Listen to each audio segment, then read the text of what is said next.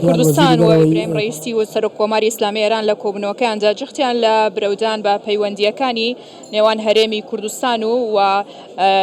ئێران کردەوە و بڕیارە کە نێچیروان بارزانی سەرۆکی هەرێمی کوردستان لەگەڵ سەرۆکی پەرلەمان و لەگەڵ چەندین سەرکردە و یاخود بەرپرسانی سیاسی و وڵاتەش کۆ بێتەوە. من بەردەوامە بم لە گفتوگۆکەم لەگەڵ دکتۆر سیڤەر کە بەر لە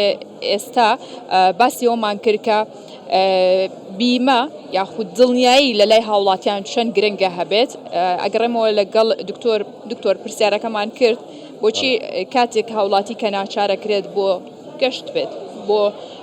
دڵنیایی بێت لە کۆمپانیاکە کارەکات ئەم کاتەی کات، بەڵام بۆ لە کاتێکی ئاسایی هەست بەم بەرپرسیارەتیە ناکا بۆ خودی خۆی بۆ ژیانی خۆی بۆ سەرمایەکەی. بەڵێ تەمان لە وڵاتە پێشکەوتەکانی دنیاە شتێکی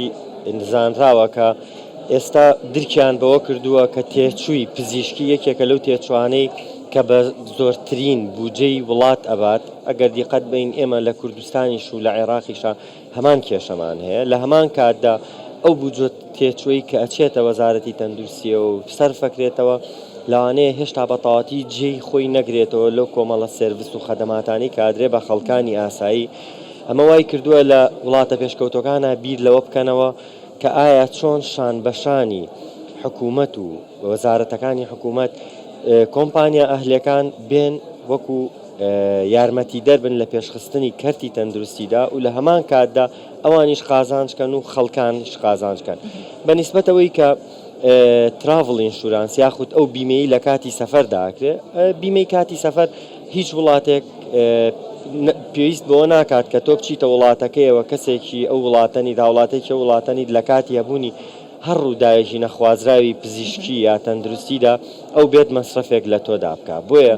لە بەرامبەر ئەوەدا لە کاتی پێدانی ڤیزەکەی داوات لێکا کە تۆ بێت خۆت لە ڕێگەی یەکێک لە کۆمپانیاکانی کە لای ئەوانەوە مەقبولە تەمینێک یا بیمەیەکت بۆ خۆت کردبێت و بۆی ئەگەر خوا نەخواسە لە کاتی سەفەرەکە تا هەشتێکی ئیمێرجنسی ڕوویدا بتوانی کەڤەریکا. بەنسبەت لای خۆمانەوە بەداخەوە لایەزال هەتاکو ئەم کاتەی کە ئێمە قسەی تیاکەین خەڵکی یەکەمیان ئاگاداریەکی باشیان نییە کە بیمە واتای چییە. خەڵکی بیمەی لە ناو فلیمەکان و لە چەند شوێنێکەوە گوێ لێ بووە کە هیچ داتایەکی نییە لەسەری تەوعیەی خەڵک هەتاکو ئەم دەقەیە زیاتر بیر لە تەندروستی خۆی کەمترەکاتەوە لەوەی یعنی فیکرەی بیمە لەویاوەیەتەوە کە تۆ لە ئەوەڵی هەموو ساڵێکدا یان لەو کاتێک کە بیمەکەت کردووە تۆ ژیانت پارێزراوە لەوەی خوا نەخواسە تووشی ڕووداوێکی نەخوازراو یان نەخۆشیێکی تەندروستی یان شتێکی وان نابیت کە بە جارێک هەموو ماڵ و مڵکەکەت بەبوونی ئەوە لە دەست بدەیت. هەمومانەی بینین ڕۆژانە خەڵکانێکەیە لە نزیکەکانی خۆمان لە کەسانی ناسراو سەیرەکەی لە پڕ تووشی نەخۆشیەکە بێ ئەم نەخۆشیە بەپی پێویست لەوانەیە نەتوانرێت لە خەسخانە حکومیەکانە بەبوونی ئەم باری داراییە و لە وڵاتانی پێشکەوتوودا هەمووی وایە. لەبەرەوە تۆ بیمەیەکە دەی بەرامبەر بەوە لە بەرامبەرەوەدا خزمەتگوزاریەک وەرەگری لە کاتی پێویستدا کە مەرج نییە ئەو پارەی کە تۆ یاوتە ئەسڵەن بە ڕوبعی ئەو پارەیەش بێ کە تیاتا خەرج کراوەتەوە. بەڵێ باشە. دکتۆر زۆر لە شرۆڤەکاران پسپۆڕان لە بواری دڵنیایە لە دوێنەوە باسیێواکەن کە هاوڵاتیان یەکێک لە فاکتەرە گرنگەکانی بەشداری نەکردنیان لە بیمە لە کۆمپانیەکانی دڵنیایی ئەوەیە کە خودی کۆمپانیاکە جێی دڵنیایی نییە. ئێوە لەم بارەیە وەڵەن چی؟ بەڵێ بە دڵنیاییەوە ئێمە کۆمپانیەکان تەبان لە دوو شوێنەوە ئەبێت لایسنس ڕوخسەکەیان وەربگرن ڕێپێدانەکە. یەکێکیان لە حکوومەتی هەرێمی کوردستان ئەوانی کە لەناو حکوومەتی لە شوێنی حکوومەتی هەرێمایشەکان و یەکێکیان ئەوانن کە لە حکوومەتی مەرکەزی عێراقەوە وەریەگرن. ئەوەی ئەو کۆمپانیانەی کە ڕێگە پێدراون لەم بوارە داعیشکەن بە دڵنیاییەوە ئەم کۆمپانیانە کە ڕێگە پێدانیان بۆ درێ لەلایەن بەڕێوبەرایەتی دڵنیاییەوە بە بەردەوامی چاودێری ئەکرێن و ئەم کۆمپانیانە هەمویان بە ڕەئسمالێک و سەرمایەکی گەورەوە داخل بوون. من بە دڵنیاییەوە پێیان ئەڵێم کە پێویست ناکە ئەم ترسە هەبێت، چونکە لە ئێستادا تۆ چاودێریەکەیە کە بەڕێوبەرایەتی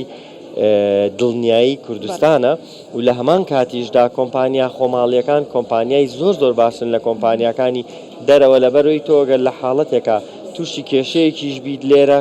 بەڕێوبەرایەتی دڵنیایی ئەتوانێت مافەکەت بۆر بگرێتەوە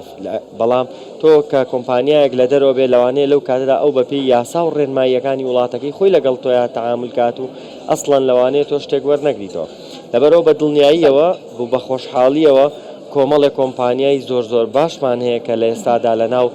بازاری کوردستان و عێراق بە شێوەیەکی عامە ئیشەکەن ئەمانە هەمویان متمانە پێکراون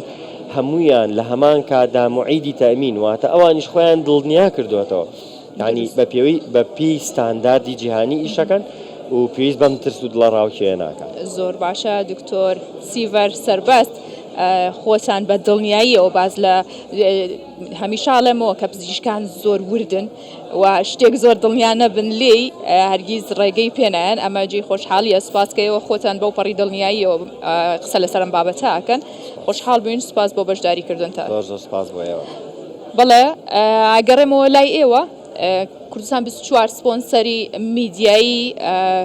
کۆنفرانسی دڵنیاییە یەکەمین کۆنفرانسە لە هەرێمی کوردستان بەڕێواچێ و ئەم ڕۆژ دوایین ڕۆژی کارەکان و هەموو ئەو بابەتانەیە کە لە کۆنفرانسەکەدا جێبەجێکرا. باش هاوکارم هاژە غەفور سپاس.